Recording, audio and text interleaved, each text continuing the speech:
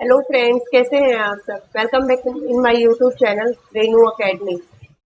हम ऑडिट का first chapter कर रहे थे, इंट्रोडक्शन। इसके अंदर अभी तक हमने ऑडिट की डेफिनेशन, ऑडिट और अकाउंटेंसी में डिफरेंस, ऑडिट इन्वेस्टिगेशन में डिफरेंस एंड लास्ट क्लास में हमने prevention detection of fraud and error किया था।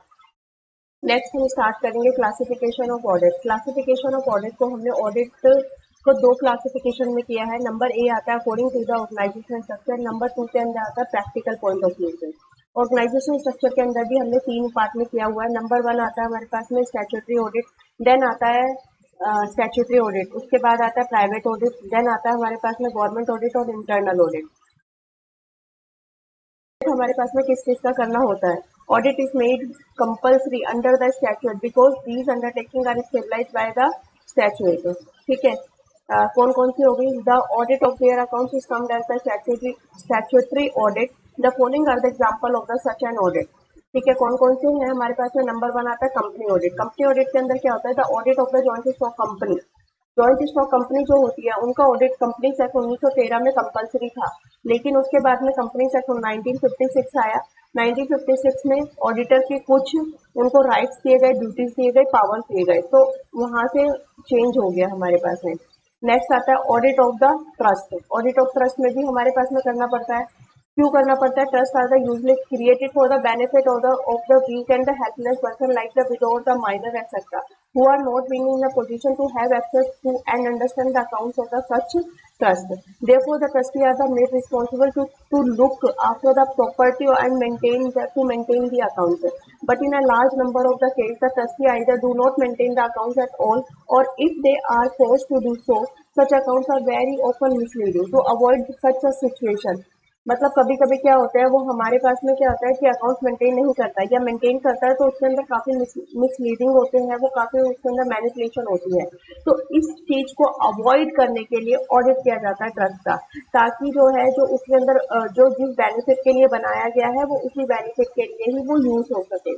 Audit of the other institution हो गए, जैसे कि इलेक्ट्रिसिटी एंड गैस कंपनीज हो गया, तो उसके अंदर भी हमारे पास में कंपल्सरी करना जरूरी होता है।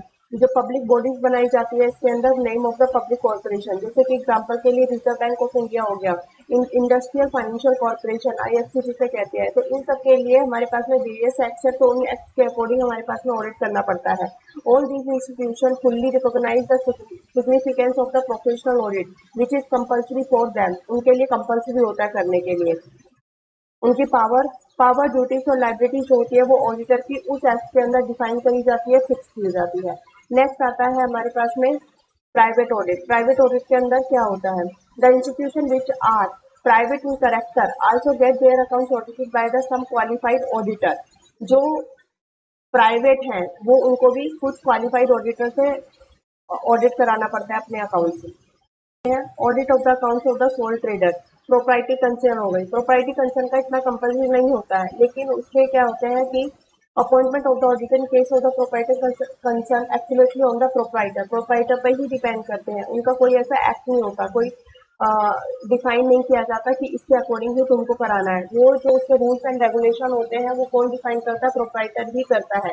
उसकी जो भी राइट्स हैं, duties and nature of work है वो डिपेंड करता है एग्रीमेंट पे, जो भी एग्रीमेंट होता है प्रोप्राइटर और ऑडिटर के बीच में। Such an auditor must get clear instruction in writing by his client as to what he has to do and how he has to proceed so that he can be held responsible for any charge of the negligence, and by producing the agreement he can protect himself against the such charge।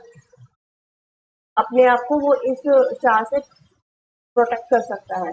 Audit of the accounts of the partnership firm. Partnership firm के अंदर भी same है। In case of the partnership firm the auditor is appointed by the agreement between the partner और auditor के बीच में agreement होता है। उसके राइट्स एंड ड्यूटीज जो होते हैं वो म्यूचुअल एग्रीमेंट होता है बिटवीन द पार्टनर और उनके बीच में। ठीक है, जो कि can be subject to the modification, जब चाहे वो उसे मॉडिफाई कर सकते हैं। Audit of accounts of the other individual institution, इनका भी हमारे पास में करना हो गया, जैसे कि रेंट कलेक्टर हो गया, स्टेट मैनेजर हो गया, who have the large income, जिनकी लार्ज इनकम होती है और जिनका ज्यादा एक्सपेंडिचर होता है, ज्यादा इनकम होती है, तो उस केस भी हमारा ऑडिट करना कंपल्सरी होता है। करवाना पड़ता है, जो कि the qualified auditor are appointed by these individual in order to verify the various accounts prepared by the accountant. देखो, आपको स्टैट्यूटरी ऑडिट और प्राइवेट ऑडिट में ये डिफरेंस समझना है कि स्टैट्यूटरी ऑडिट जो होता है वो कंपल्सरी होता है करवाना, कि उनमें करवाना ही करवाना है, लेकिन उनके अंदर जो रूल्स एंड रेगुलेशन होते हैं वो एक्ट के अंदर डिफाइंड होते हैं। उसी एक्ट के अकॉर्डिंग जो होता है ऑडिटर को अपना ऑडिट करना पड़ता है। लेकिन जो प्राइवेट ऑडिट होता है, प्राइवेट ऑडिट में जो होता है ऑडिट जो होता है वो स्टैट्यूट में डिफाइन नहीं होता है, तो इसी वजह से ये प्राइवेट होता है। जो जैसे प्रोप्राइटी कंसर्न हो गया, तो प्रोप्राइटर और ऑडिटर दोनों के एग्रीमेंट के हिसाब से उनके रूल्स एंड रेगुलेशन, उसकी ड्यूटीज वगैरह डिफाइन हो जाती है, उसके अकॉर्डिंग उसको करना पड़ता है। पार्टनरशिप फॉर्म में पार्टनर और ऑडिटर के बीच में एग्रीमेंट हो जाता है, उसके अकॉर्डिंग करना पड़ता है। और जो अदर इंडिविजुअल इंस्टीट्यूशन है, जिनकी लार्ज इनकम है, जिनकी लार्ज एक्सपेंडिचर है, उस केस में हमारे पास में करना पड़ता है। उनके केस में भी यही है कि दोनों के बीच में एग्रीमेंट हो जाता है, उसके हिसाब से ऑडिटर को करना पड़ता, ऑडिट करना होता है। नेक्स्ट आता है गवर्नमेंट ऑडिट। गवर्नमेंट ऑडिट क्या होता है? Government maintains a separate department in the name of the accounts and audit department which perform the audit of its different department and office. दो डिपार्टमेंट होते हैं, अकाउंट डिपार्टमेंट अलग होता है, audit department अलग होता है। ऑडिट डिपार्टमेंट जो होता है वो हर एक उसका जो होता है ऑडिट करता है, डिफरेंट डिपार्टमेंट एंड ऑफिस का ऑडिट करता है। दैट दिस डिपार्टमेंट, वो ऑडिट डिपार्टमेंट जो होता है वो कौन हेल्ड करता है? CAG, controller controller and auditor general of India, who is assisted by the different official at the various level. ठीक है, जो कि वेरियस लेवल पर डिफरेंट ऑफिशियल से असिस्ट होते हैं। ड्यूटीज एंड लायबिलिटीज जो होती है ऑडिटर की, वो इसी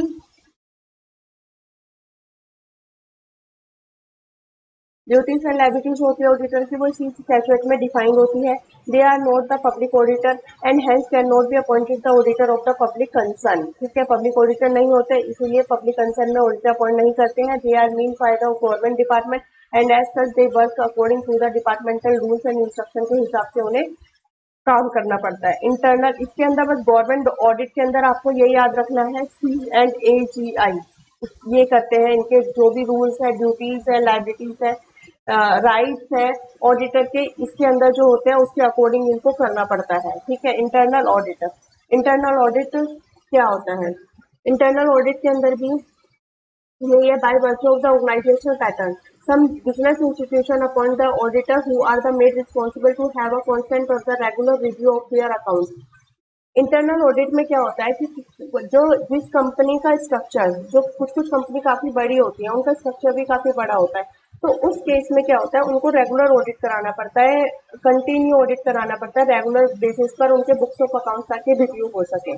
सच auditor of the permanent nature के होते हैं, मतलब जब से साल शुरू होता है तब तक खत्म होता है, तब तक वो रेगुलर ऑडिट करते रहते हैं, वो परमानेंट नेचर के होते हैं, इसलिए उनको इंटरनल ऑडिटर कहा जाता है। चेकिंग द अकाउंट्स के अलावा, ठीक है, उनको रिपोर्ट करना पड़ता है मैनेजमेंट को कि क्या system of accounting can be improve, system of accounting को कैसे इम्प्रूव कर सकते हैं, इंटरनल चेक को कैसे हमारे पास में कर सकते हैं, एफिशिएंट और इकोनॉमिकल बना सकते हैं। ठीक है, they can be appointed as a public auditor और external auditor and hence not required to submit their report in the manner in which the external auditor do.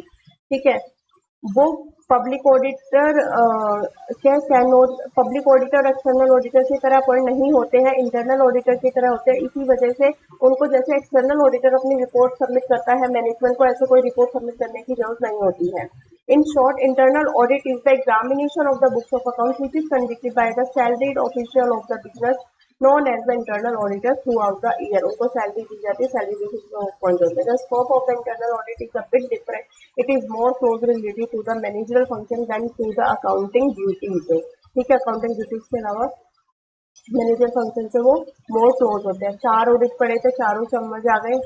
Statutory audit सबसे पहले हमने पढ़ा था, उसके अंदर 3 पढ़े थे हमने। कंपनी ऑडिट आ गया, नेक्स्ट आता है हमारे पास में कंपनी ऑडिट किया था, देन आता ऑडिट ऑफ द ट्रस्ट होता है, audit of the other institution. दूसरे नंबर पे हमने करा प्राइवेट ऑडिट। प्राइवेट ऑडिट में मतलब कि जिसके अंदर कोई भी वैसे एक्ट में डिफाइन नहीं है, स्टैट्यूट में कंपल्सरी नहीं है, तो इसी वजह से उसे प्राइवेट ऑडिट कहते हैं। जैसे होल ट्रेडर का हो गया, प्रोप्राइटर कंसर्न और उनके बीच में होता है। पार्टनरशिप फर्म हो गया तो पार्टनर और ऑडिटर के बीच में एग्रीमेंट होता है। Other audit of the accounts of the other individual और इंस्टीट्यूशन जिनकी हायर इनकम होती है, हायर एक्सपेंडिचर होता है। देन नंबर थर्ड पे आता है गवर्नमेंट ऑडिट। गवर्नमेंट ऑडिट के अंदर आपको याद रखना है C&AG, ठीक है। उसके बाद आता है इंटरनल ऑडिट। नेक्स्ट आता है इंटरनल ऑडिट। इंटरनल ऑडिट जो होता है वो रेगुलर बेसिस पे किया जाता है, रेगुलर व्यू करते हैं बुक्स ऑफ अकाउंट्स को। तो इस वजह से क्या रेगुलर व्यू करते हैं, इसी वजह से वो क्या करते हैं, रिपोर्ट करते हैं मैनेजमेंट को, रेगुलर बेसिस पर उनको एडवाइस देते हैं कि कैसे इम्प्रूव कर सके अकाउंटिंग सिस्टम को, और इंटरनल चेक लगाते हैं ताकि वो इकोनॉमिकल और अफिशिएंट हो सके, ठीक है। ये पब्लिक ऑडिटर नहीं होते, एक्सटर्नल ऑडिटर नहीं होते, इसीलिए इनको पब्लिक ऑडिटर, एक्सटर्नल ऑडिटर की तरह रिपोर्ट सबमिट करने की जरूरत नहीं होती है। इनका जो होता है इंटरनल ऑडिटर जो होता है वो एग्जामिनेशन ऑफ द बुक्स के लिए होते हैं, जो कि conducted by the salary official जो करते हैं उसके हिसाब से ही करना पड़ता है। समझ आगे चारों ऑडिट। नेक्स्ट हम